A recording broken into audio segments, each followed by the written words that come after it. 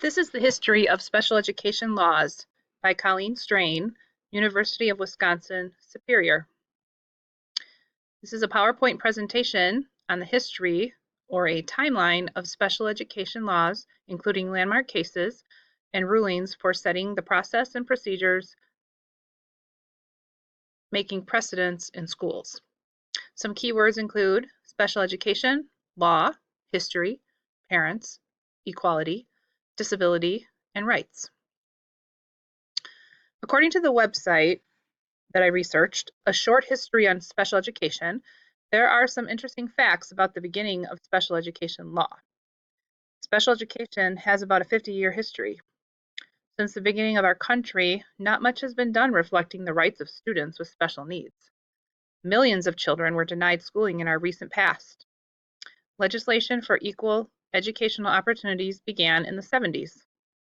Once legislation began, there was a steady stream of mandates, laws, and decisions presented. The foundation for quality, individualized education in an accepting, unrestricted environment was set up. There was a grassroots campaign at the very beginning of this in the 1930s. This is when parents first started to fight for special education. They were really the ones who were the catalyst in the struggle to improve their children's education. This started by them advocating for teachers, that is, to give teachers more training, those teachers who worked with the deaf, hard of hearing, or intellectually disabled students. Believe it or not, these children used to be called mentally retarded.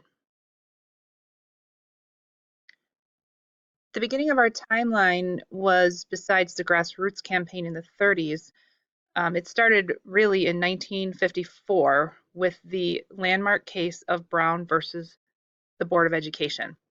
This was a civil rights movement, and the Brown versus Board of Education decision extended equal protection under the law to minorities, which really addressed the 14th Amendment, and that is, education must be available to all on equal terms. The word all there really opened the door for students with disabilities. Next, in 1973, we have the Rehabilitation Act, also called the Section 504. The 70s were an influential decade. During the 70s, there were significant improvements to the lives of special education students. This Rehabilitation Act in the early 70s guaranteed civil rights to all disabled people and required accommodations for disabled students in schools.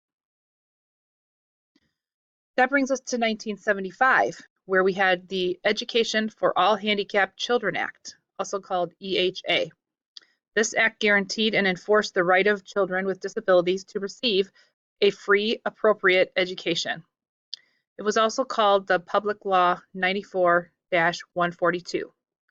In this act, or out of this act came what was called, or is called still, the least restrictive environment. That is, to be with students who are not disabled to the maximum extent possible.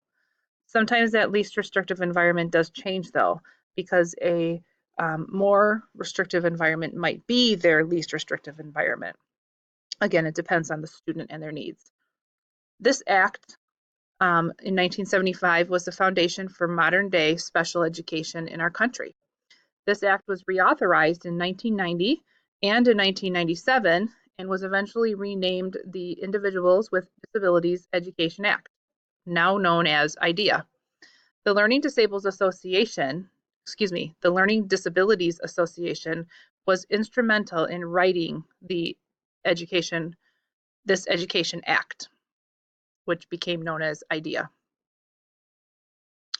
In 1990, we had the Americans with Disabilities Act, also known as ADA, that was made, and that includes Title II and Title III. And the difference between those two are one is for public schools and one is for private.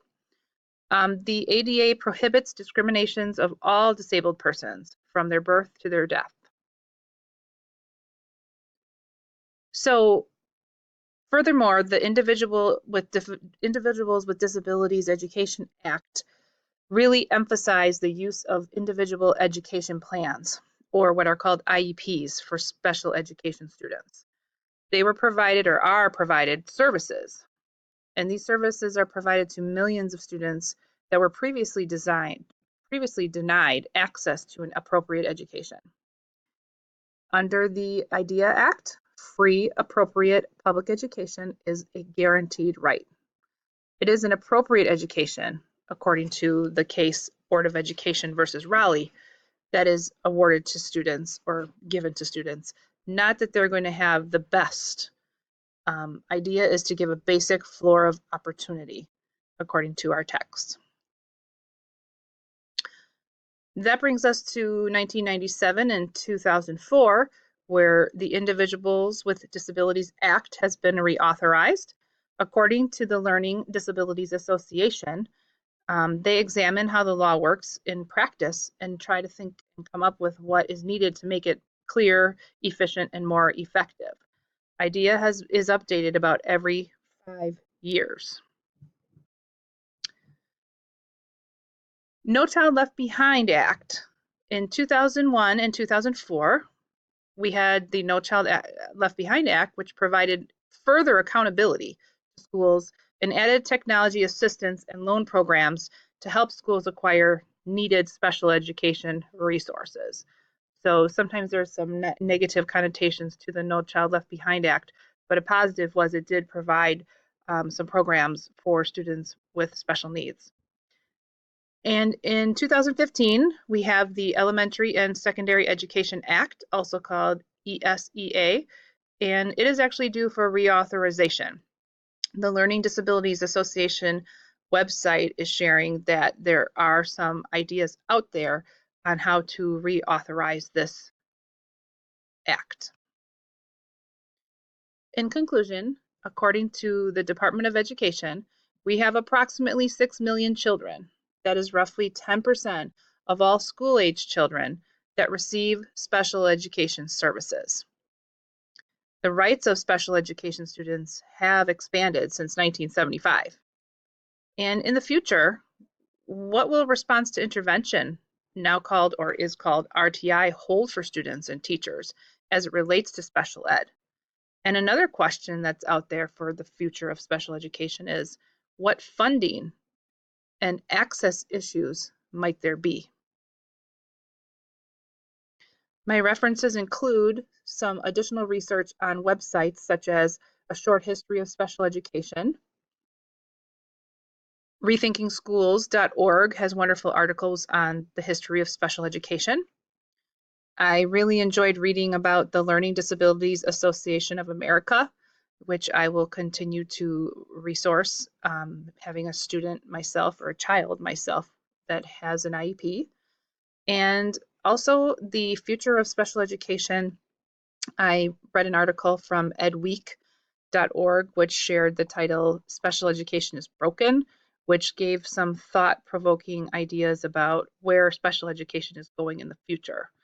These were the references I used when creating my timeline for special education law, in addition to our 2 textbooks by McCarthy, Cambrum, Brun, McCabe, and X, and the textbook by Essex. Thank you.